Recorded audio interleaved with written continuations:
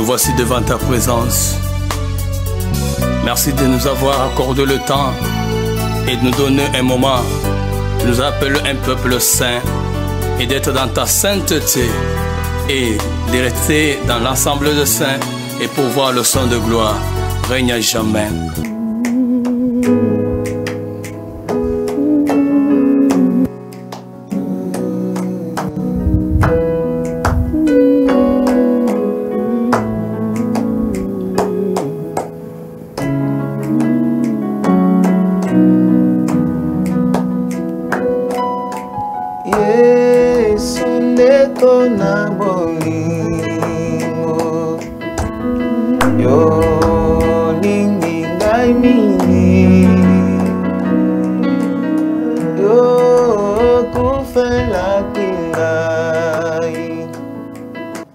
C'est votre émission Anneau détaché. Na numéro nango ya sika ya mokolo lelo.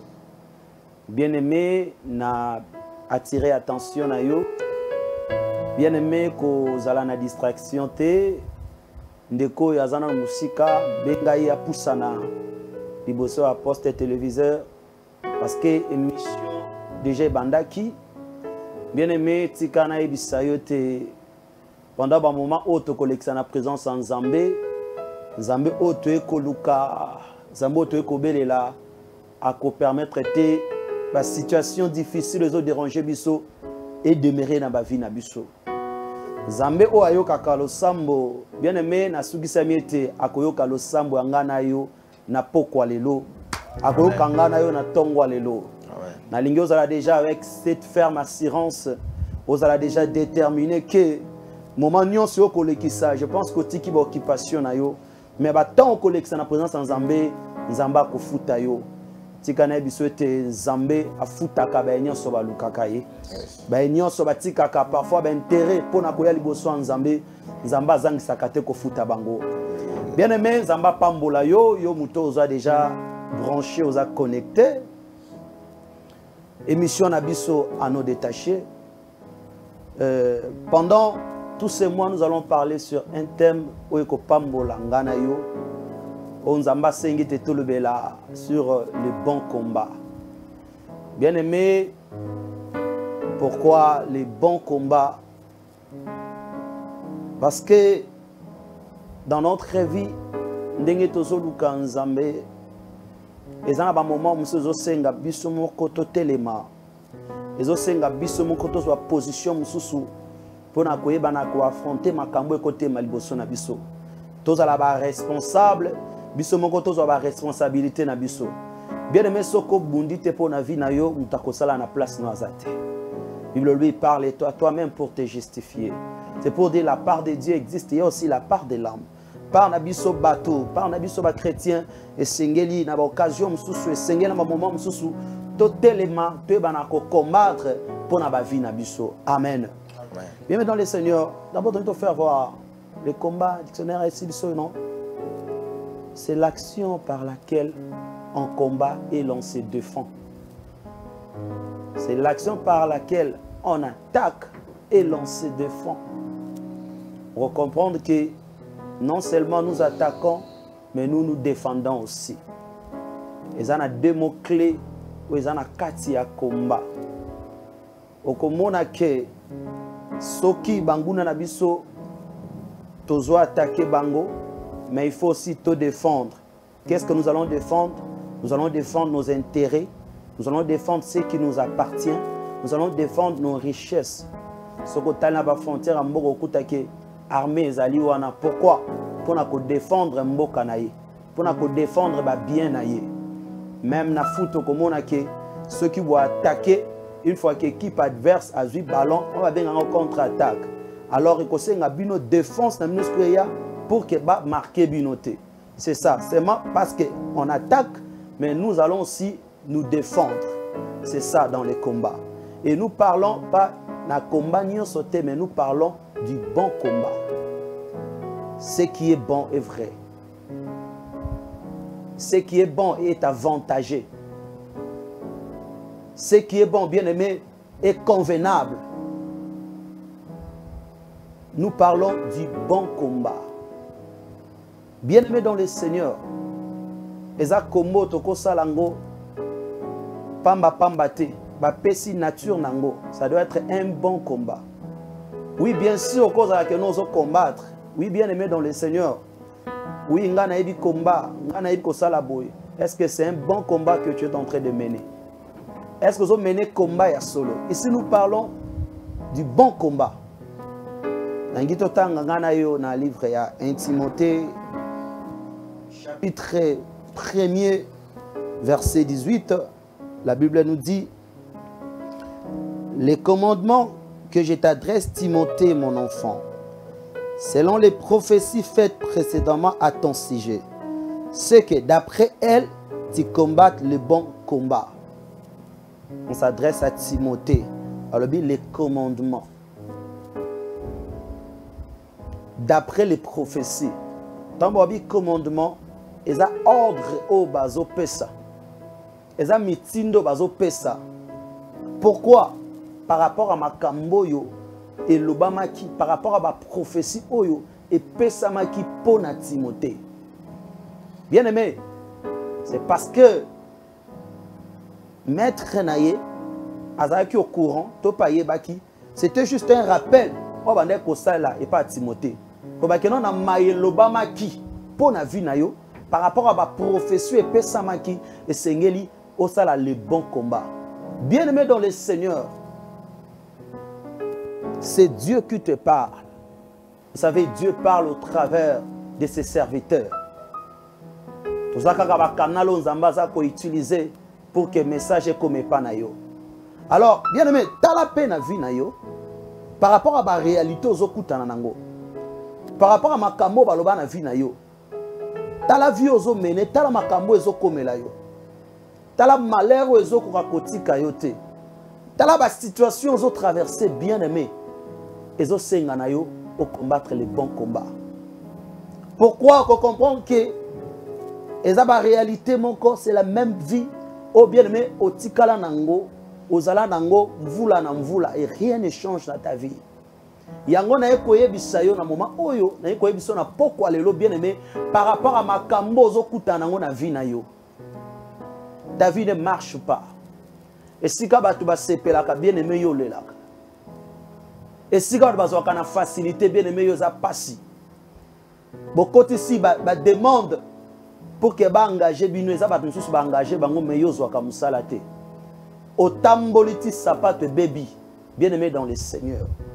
Toutes ces choses-là, vous comprendre que c'est normal dans la vie. La réalité, comme là, bien aimé, tu dois combattre le bon combat. Il est temps maintenant, bien aimé, de se lever. Il est temps, bien aimé, aux conscience. Il est temps, bien aimé, aux maïele, au téléma. Si vous avez bien aimé, ma camboa les a malamouté. Les ténèbres ne régnera pas toujours. Jusqu'à quand au quotidien a la même vie? Jusqu'à quand au quotidien a toujours n'a pas si? Est-ce que yo benga mana mokilo kaka pono échoué? Est-ce que yo benga mana mokilo kaka posanga mabota? Est-ce que yo benga mana mokilo po yo bala to moment baninga bazo bala? Même baza moins âgé que toi bazo bala. Na famille ba le kinyon so ba kei mais yo ya mukolo tikali di ba les a passé. Bien mais est-ce que vous comprenez? Nzamba benga ki yo pour que yo demeurer na vie wana. Pourquoi yo makambo komba ka ya mabe? Depuis au botamatina âge au kominango. Les choses sont toujours compliquées. Bien aimé comprendre que Sengelo téléma. Et Sengelo combattre un bon combat. Combat toujours le bela bien aimé. Et ça combat physique mais c'est un combat spirituel. Tozo bunda na nzoto te mais tozo bunda na molimo.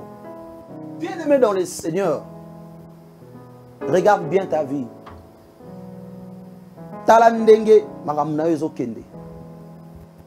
Même à tes sika batunyo so bakoz wana facilité, il faut toujours être compliqué. Il il faut obstacle mon côté de maliboso. Bien aimé dans le Seigneur. Au côté les matés. Au bunda po na vie na yo. Au côté les matés, au défendre aux alliés à yo. Au côté les matés bien aimé. Au s'opposer na aux autres maliboso na yo. Les bons combats. Bien, mais pourquoi les bons combats? Parce que la nature n'a pas malamu. Donc, aux bunda selon les normes, aux bunda selon les principes. Aux bunda selon la loi ndenge zalaka. Jamais na mona ba qualifier mutu moko un champion na discipline songolo to pakala. Parce que beta ki mutu na quartier to pasala kini non. Eza mutu asali combat na comme il se doit. Nicolo a ring a respecter ba norme, a gagner adversaire na ye, de ba couronner ye, de ba bengi champion. Pourquoi? Parce que de quoi a respecter procédure, a respecter principe, a respecter manière de faire les choses. C'est comme ça. Toko bunda va te, mais toko bunda selon ba principe. Yango komona ke wumeli dans la vie de prière. Au wumeli, oui, biso toza ministère ya combat. Biso combat de toza ngo makasi bien aimé, mais combat ni yozo bunda. Eza combat ya maloba. C'est parce qu'on le dit au nom de Jésus-Christ. C'est parce qu'au beleli moto, yango ndeza le combat. Non, bien aimé, tu dois combattre un bon combat. Un combat spirituel au biso tozo lobela. Combat ya nzoto te. Bien aimé, est-ce que ozo bunda pour na vie na yo? Est-ce que côté les maté? Parce que bateau bazo combattre bien aimé, bazo les mbaté. Bilobi, le diable votre ennemi. Azo baluka comme un lion rugissant. Azo luka nani a dévoré. Comprendre que le diable ne se fatigue jamais. Banguna no balé mbakate, bateau azo bundisa bien aimé balé mbakate. Bazo changer ba stratégie ko luka ko kitisa yo. Tango yo lali bango balala kate. Tango yo zo rêver bango bazo luka ba stratégie, bazo créer ba manière nyonso ko luka toujours passer comme na vie na yo. Bien aimé, c'est le temps yo peut sengelo telema. Ozo décision lo ba que non, il faut sengeli na bunda po na vie nanga. O bunda po na libota na yo, o bunda po na libala na yo, o bunda po na bana na yo, moi sinon mobali na yo. Bien aimé, muta ça na place no azate. Ceux qui ont là bien aimé, muta ko ça na place no azate. T'as la vie non, t'as la vie à baninga. Oui, bien aimé. Depuis que combat et ça la toujours. Mais bisope toki ko l'acheter. Bisope toki ko l'embater. Bisope toko zonga simate bien aimé. Parce que projet monguna eza ki asilisa biso. Eza ki azwa o eza ya biso. Eza ki a posséder oyo eza nzamba bongisa ki pona biso. Bible dit Daniel utaya zwa ki likanisa ko poussa na présence en Nzambe. Bible zoba ki Nzambe déjà ya non laki. Mais roi de Perse a empêché et tes anges et tes réponses et comme la Daniel. Vous comprenez, c'est ça le projet du diable. Yango neza makanisi ya diable. Oma biso tozo bongisa, oma biso tozo luke sengo, oma biso tozo luka avancement. Diable azo telema pour na kotia la cale. Diable azo telema pour na ko empêcher biso. Bien aimé, c'est alors toko tika boite sengeli to telema. To sengeli to défendre o eza ya biso, et sengeli to bunda pour na mabota na biso. Oui, bien aimé. Les ana makambo e salama na ba famille de génération en génération. Yo comprendre et sengelo telema pour que kita na bana na ote. Pour que kita pe na libota na yote. Bien aimé, combat les bons combats. Parfois sambela kanayo. Mais sengelo mona changement. Et sengelo mona différence. Je mettrai la différence entre ceux qui me servent et ceux qui ne me servent pas. Pour que ce n'est wapi. Naba pagano na yo muto yambi Yesu. Pour que ce n'est wapi, bien aimé dans le Seigneur. Tellement zoa conscience à cause de la réalité zo comme la yo. Tellement zoa force, zoa courage au bunda. Sinon même réalité, même situation et kita. Si na banana yo.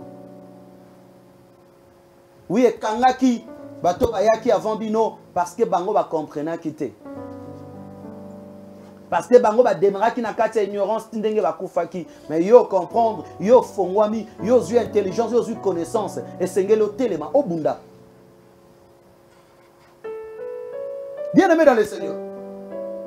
Pourquoi combattre? Bien aimé, et ça pour que to défendre, to bomba. O eza biso, diable a simba yangote. Diable a arraché yangote. Mais maintenant, il dit dans le livre Néhémie, chapitre 4, versets 7 à 9, on va comprendre Makambo Tozoloba. Pourquoi est-ce que nous devons combattre? Pourquoi est-ce que nous devons veiller? Bible Zoloba, mais Sambala, Tobija, les Arabes furent très irrités en apprenant que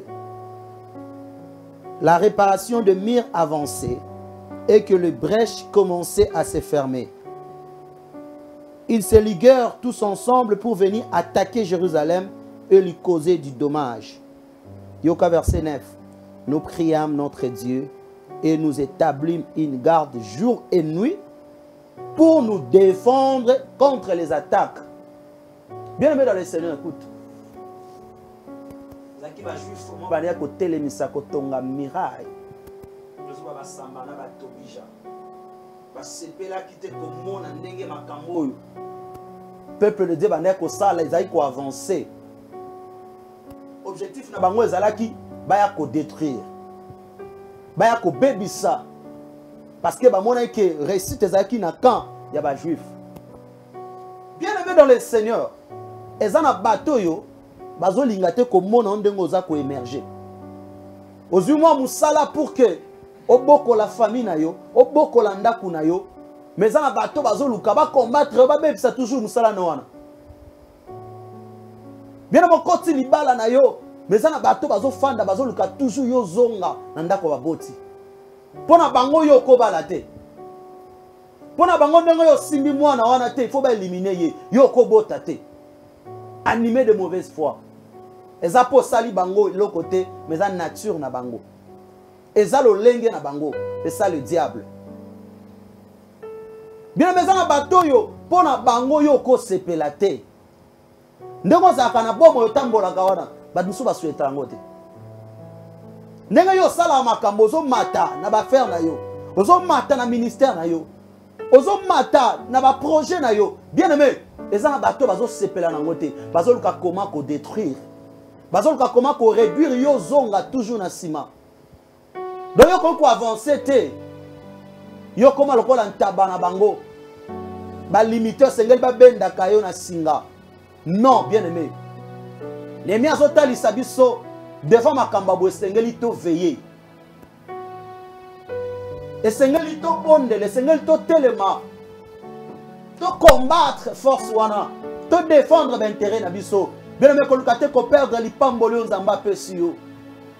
Kolukate ko perdre loko nzamba tie liboso na yo. Kolukate bungisa na facilité oya malamu nzamba temisi na nzela na yo. Parce que baza animé de mauvaise volonté, baza animé de mauvaise foi. Objectif bango va détruire yo, objectif bango va silisa yo. Bien aimé, devant ma kambaboy, tu dois te défendre. La défense na yo, au côté les mains, dans la prière, dans le combat. Enfin que pas y battre, enfin que pas botolate. Le Seigneur le kanga porte pour que mon guna kotate, mon ibi a kotate. Malgré ma stratégie na bango bien aimé, malgré ma projet na bango, malgré ma plan na bango, bien aimé, yo ko cédete. Le Seigneur nous a bien positionné. Parce que le diable a le makati azo rodé comme un lion.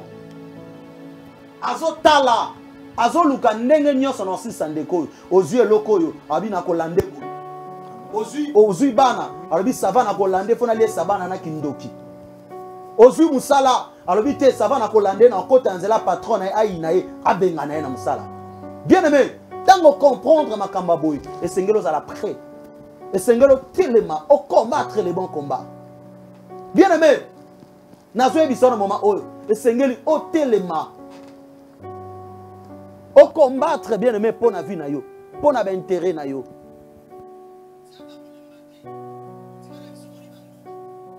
na bango bakosala derrière na famille aussi sa bango te mais yo esengeli ozala bien positionné yo esengeli otelema pour que ba yiba yo te oza yo pour que ba arracher yo te bénédiction na yo pour que ba arracher yo te o nzamba te misi liboso na yo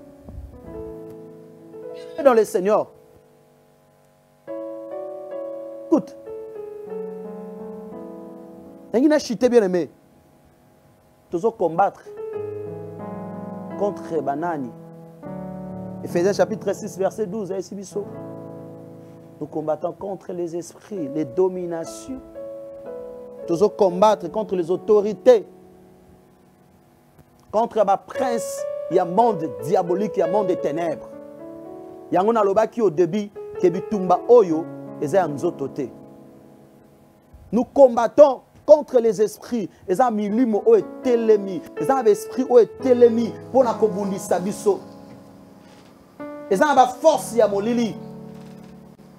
Mais parfois ba se rassemblaka pour que ba comme encore efficace, ba comme makasi pour na combattre yo. Ozomona bato yo bien aimé esengelo telema na bango. Les autorités. Puissance à molili contre les esprits. Bien aimé, l'esprit, bamona akate. Et Seigneur, bien aimé, yo pote les mains. Yango toloba qui les combats spirituels. Les bons combats spirituels. Ce n'est pas un combat physique. Ce n'est pas un combat charnel. Bien aimé dans le Seigneur. Tala malam. Réalisez malam. Si kana bisayo. Au moni bateau za na bango a faire banguno bazo te maliboso na yo o bazo combattre vie na yo bien aimé bango bazo luka toujours ko comme fort basanga naka bien aimé c'est pour t'interpeller que yo za na droit na erreur te yo za na droit ko baisser ma beau côté je pense que bien aimé donc développer thème oyo na mikolezo ya sous le bon combat. Talisoba principe, talisoba méthode, nini, sengelo appliquer pour que le combat nous a la combat malam. Et apporter nature, oyo, abengango les bons combats. Bien aimé dans le Seigneur. Ma numéro est affiché na bas écran na yo. Benga biso, komela biso par texto, komanda na WhatsApp. Tinda sujet de prière na yo, tokozanga te kosunga yo. Bien aimé, la ligne au bon de là. Seigneur, merci. Parce que j'ai compris une chose. Otikoye bisanga. Na vie na nga na makamusu se sengi nga moko. Na telemana bunda. 2 semaines après, 1 semaine après, va répondre. Bien aimé, tu as débloqué en go. Ndeko pe aux un problème, il y a finance. Bien mes finances, non, parfois, bah, yiba yango. Tout ça, la prière, Zamba libéré. Après ça, aux ayo. Tout ça, mais la combo na Yesu. Par le nom de Jésus-Christ. La combo na Yesu. Le cognon son colo. Oya, tout ça, dossier na ye. Ma femme de la yango. Bah, tout fa yango. Cognon son Dieu. De passer na ta visa. Bah, mpesa kayasi ba yango. Na zo débloqué. Na combo na Yesu. Par le nom puissant de Jésus-Christ. Force nous se sont retenus. La combo na Yesu. Par le nom de Jésus. Bien aimé dans le Seigneur, si quand Zamba pambola yo, amen. Yo ndeko sambeli, si que te combat na yo, bien aimé, ozo possession au union faisait yo. Parce que telemi pour combattre pour intérêt na yo. Ça t'appartient bien aimé. Parce que telemi te mtote na place no azate. Bien aimé, si que te Zamba no détaché pambola yo.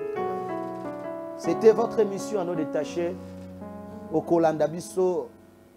Samedi à 21h sur CTM Télévision. Pour Kolanda Bisso sous mardi na Ngongaya 6h sur la même chaîne. Zala connecté, Zala branché dans le programme Nabiso. Le numéro Nabiso est affiché, on a bien aimé. Kozanga te ko benga biso, komela biso, to kozanga te ko soutenir yo na kati ya mabondeli. Tikete nzamba lola apambola bino. Kangolanga inkolo enkolo Yesu mosungi na ngai papa kangolanga na bika kolo ekolo Yesu mosungila ngai papa kangolanga na bika okangolanga ikolo ekolo Yesu mosungila ngai papa kangolanga na bika kangolanga ikolo ekolo Yesu mosungila ngai papa kangolanga na bika Yahweh na bika mwa sembola loboko na yo bato nyonso bamona peut t'adorer, peut t'élever.